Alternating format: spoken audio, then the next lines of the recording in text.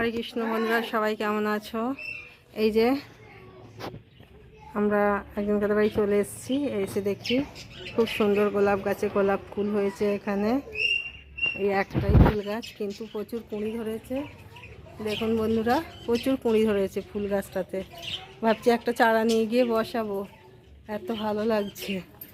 আর এই যে এখানে দেখছি কত পাখি চাষ করেছে, অনেক রকমের পাখি। পাখিগুলো কি ভালো লাগছে এখানে। আর এই যে আমাদের প্রভুজি, এই যে কত আলু চাষ করেছে এখানে। এই যে এই এত আলু হয়েছে, আমাকে দেখাতে নিয়ে এলো আলুগুলো। আমি দেখছি, বেশ ভালোই লাগছে। কৃষ্ণটা এত সুন্দর লাগছে এখানে এসে দেখি। খুব বিশাল বড় একটা কৃষ্ণের ছবি।